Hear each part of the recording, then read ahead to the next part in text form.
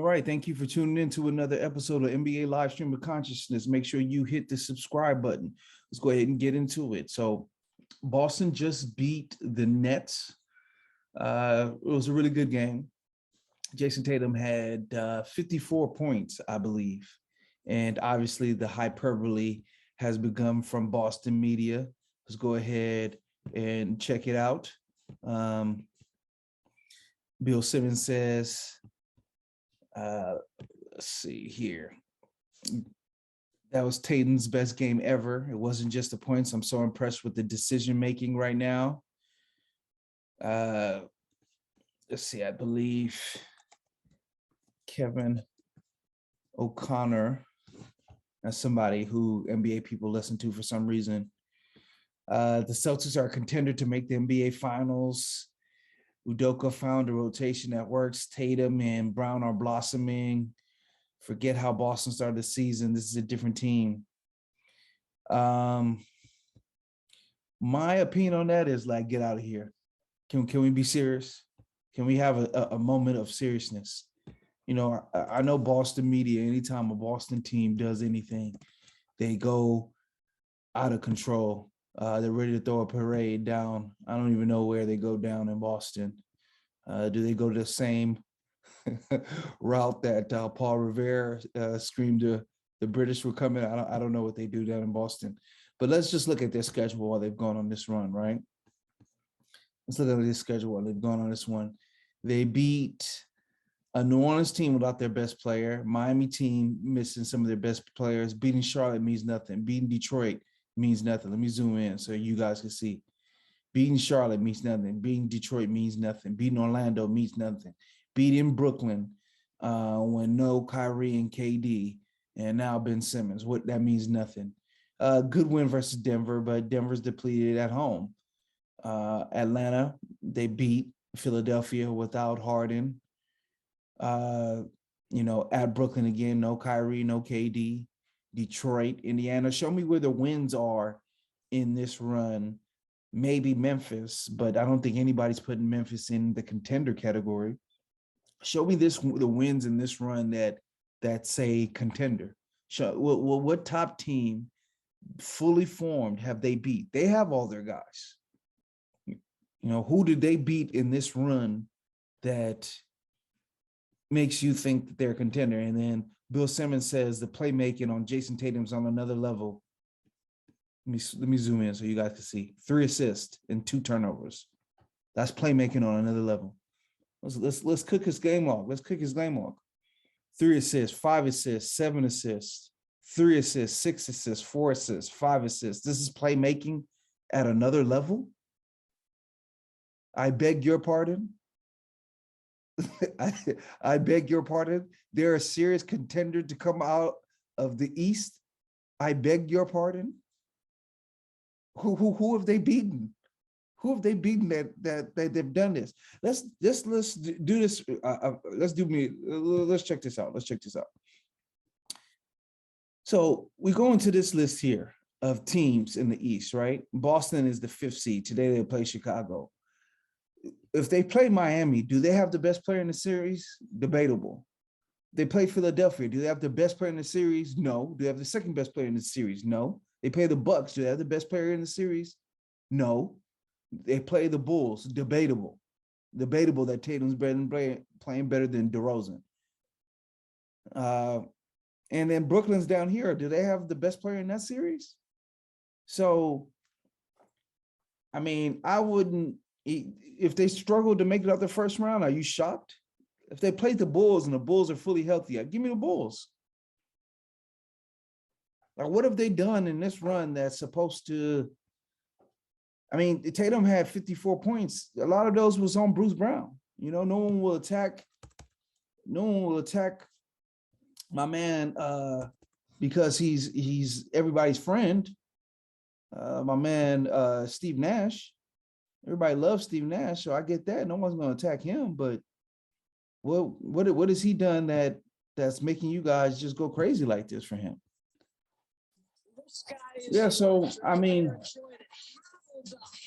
Yeah, I'm watching his highlights of the game right now while I'm doing this, and I mean, a lot of these baskets are scored on Seth Curry and Bruce Brown. For some reason, Steve Nash decided to go small. James Johnson has been playing well for them. They didn't give him a chance. So, I mean, he was having his choice of 6'3" guys that he could shoot over. So, I mean, listen, I'm not trying to knock it. He played well on 54 points and 54 points, but what in this win makes you think that they're now a contender for anything? Like, please, I can't entertain this foolishness. One thing I will say is if you are a Nets fan, you have to be concerned about this game.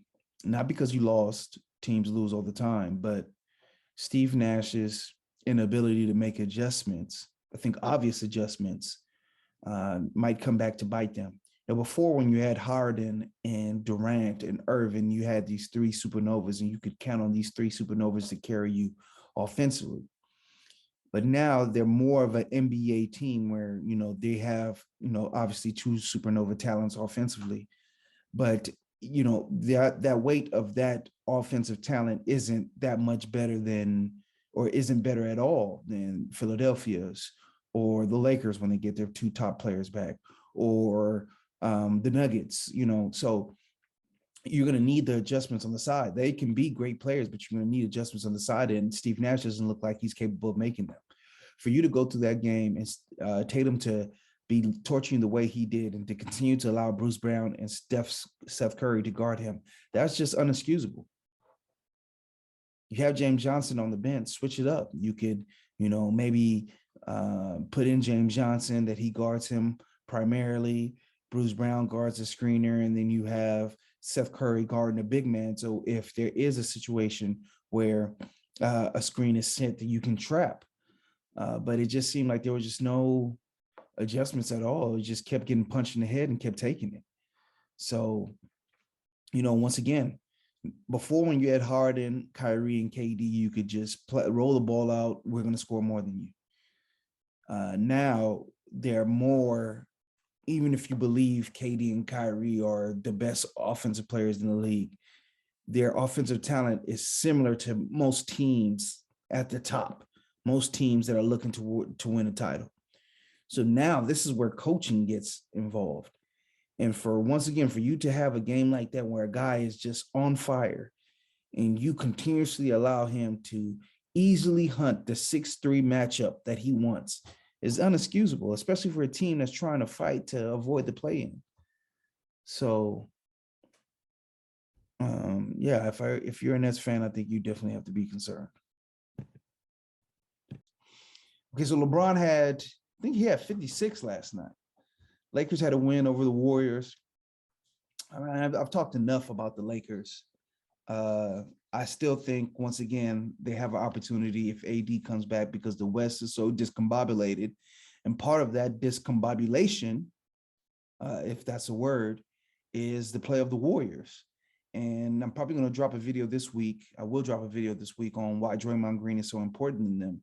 I dropped a video last week saying how people should stop comparing Ben Simmons to Draymond with all the stuff that Draymond does. And one, I think they're missing his intensity, but two, and maybe more importantly, on offense, he's the engine that keeps the motor running. I mean, Steph Curry and his three-point shooting, and Clay and his three-point shooting is great, but I think that Steph Curry needs him as much as he needs Steph Curry, maybe even more, because the things that they're now allowed to do to Steph Curry, you just can't do when Draymond's there. So I'll drop a video breaking that down in detail. But yeah, the Warriors need to be concerned. It looks like they're going to drop below the Grizzlies.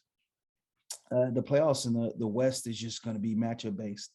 It looks like Murray and Porter are going to come back. I don't think anybody wants to play them.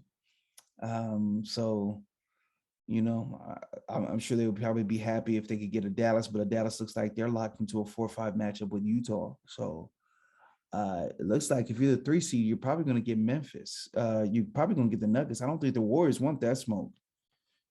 I don't think they want that smoke. Let's see here. So right now, let's look at the standings. So right now in the West, let's zoom into this a little bit.